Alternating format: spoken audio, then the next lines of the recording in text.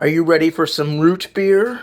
Some Triple-XXX root beer? Well, in this case, it's not for adults only. That's actually the name of the brand. We're going to break down Triple-XXX root beer and Triple-XXX root beer jelly. That's right, root beer jelly. We're going to give it a shot. So yes, Triple-XXX root beer. It's been around a long time. It's pretty old school. Has its roots from way back during Prohibition in the 1920s. Actually, Anheuser-Busch apparently, I guess, had a hand in bringing this to the market. And then from there, it took off at various Triple-XXX thirst stations that you would find scattered across Route 66 and the like back in the day. Now, you're going to ask yourself, Triple-XXX, what's up with that? Now, our minds all go in the gutter because we're just dirty, filthy animals today. But back then, Triple-XXX was a branding strategy that had to do with rating your product, whether it be kegs of beer, gunpowder, food. 1X was okay, 2X was decent, Triple-XXX was the best. So that's what you wanted. You wanted Triple-XXX grade flour or wheat or whatever. Sometimes you'll see Triple-XXX on gunpowder barrels in cartoons, I noticed, from way back in the day. So that's kind of where the Triple-XXX moniker came from. The brand has been around since then, and, it's still hanging on. So today we're going to try not only the root beer, but also the jelly that they've made from the root beer. I've never heard or seen of anyone else who has ever made a root beer jelly. I'm sure it's out there. I'm sure you'll tell me. But we're going to give that a shot too. So I think first we'll give the actual root beer a try, and then we'll kind of go from there. All right, let's give this root beer a pour. Yeah, there we go. Now this root beer is said to have notes of vanilla, licorice, and wintergreen. So I'll be interested to see what that's all about. It said it had a frothy head. I would have to say, actually, this particular frothiness is dissipating pretty quickly compared to a lot of root beers and other carbonated beverages I've had. But that's okay. We're still going to give it a shot. All right, let's give it the smell. Smells pretty standard. It's a pretty standard smell of a root beer. Nothing overpowering or different from a normal root beer. Let's taste.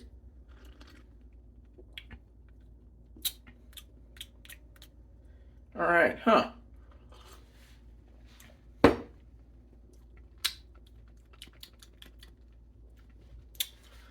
It's very smooth, and I'm definitely getting the vanilla notes. And I get some hints of that anise or licorice kind of thing going on. Not so much on the wintergreen, but I definitely taste that balance of the vanilla versus the that licorice type of flavor that you get. It's definitely not cloyingly sweet, I will say that.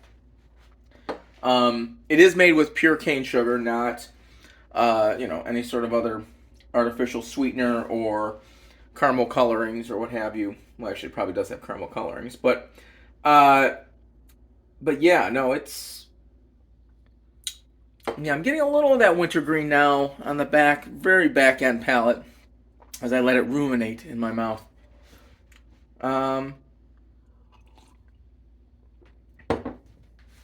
It definitely doesn't have a bite that you get with some root beers like Barks that have more of a spiciness to it. That's not here. I get much more of a kind of very classic taste. I would say close to A&W perhaps.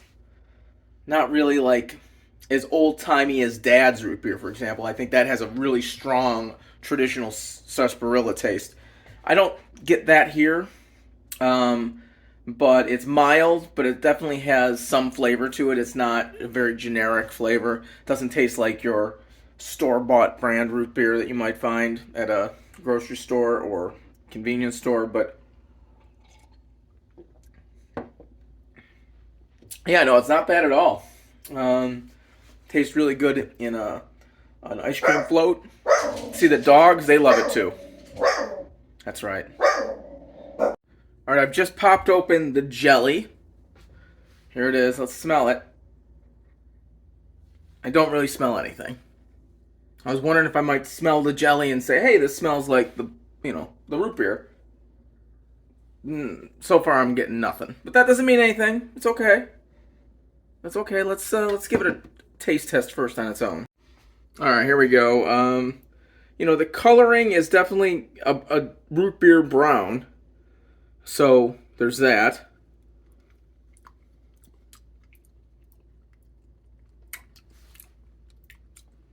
Huh. The first thing for sure that I get is a lot more sweetness. I think you have to up the sweetness when you're talking about a jelly. Still made with pure cane sugar, water, Triple-XXX root beer extract, and pectin, which I believe is the ingredient used to kind of make something jelly-like. That's my scientific description. I definitely get the root beer flavor, but I think I was hoping for a little more. I think the sugar is kind of masking it a little bit too much, unfortunately. But it definitely has a unique flavor onto its own that you wouldn't get in grape jam or jelly or any of that. So I think it's time to have a peanut butter and jelly sandwich with root beer jelly. See how that goes. Just a quick look while I'm spreading the jelly onto the bread. It definitely looks like root beer. So there's no doubt about that. And it spreads pretty well for jelly. Not too clumpy. So that's a positive. But that looks like root beer, so that's a win. All right, let's dig into the root beer jelly and peanut butter sandwich. I chose creamy peanut butter, not chunky, because chunky is trash. Sorry, I said it. So let's go.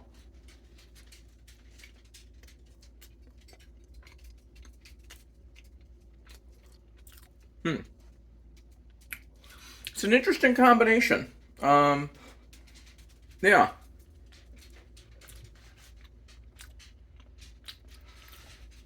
I would say the notes of the root beer really meld well with the peanut butter. In a different type of way than you would get with a fruit-based jelly or jam. Instead, you get those vanilla notes mixing with the peanut butter, and it gives much more of a dessert-like flavor to it. That's really interesting. I'm digging this. And the peanut butter is quelling down the cloyingly sweet flavor that I didn't like in the jam or the jelly that didn't really show itself in the root beer itself. But with the peanut butter, the other notes of the root beer come out better. It makes for a really nice harmony. So I really appreciate that. How about we get real crazy? I know you want to. Root beer, jelly, and peanut butter sandwiches. Sounds delicious. Let's get wild, folks. Let's do this upright.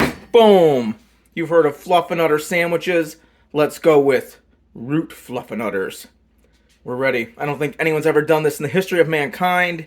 And if they have, we'll pretend that they didn't. Let's see what this triple threat tastes like. Okay, here we go. Peanut butter, root beer jelly, and marshmallow fluff together at last for the first and maybe only time. Here it is. It's all in there.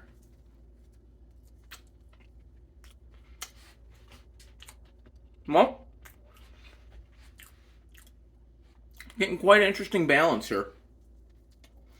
I'm really trying to dig in to get in the center of it there. Definitely the fluff adds another layer of sweetness that was a little bit, kind of went away a little bit with just the peanut butter and the jelly, but this is a really cool mix. That root beer jelly just adds this other layer of vanilla and a hint of licorice that really works well, even with the fluff. Let's wash it down with some of the root beer.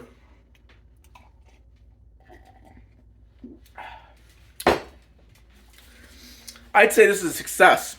I highly recommend trying this combination or this triple combo, if you will. Yeah, it's great. No complaints. I definitely recommend the root beer and the root beer jelly. If you want to get crazy, you could probably do all sorts of cool stuff. Maybe a root beer jelly barbecue sauce, huh? Yeah. Endless possibilities, folks. So for now, that's all. I'm going to go and stuff my face with some root beer jelly fluff peanut butter sandwiches. We'll see ya. Wait, let's get even more wild. Caesar dressing. Ketchup. Or not.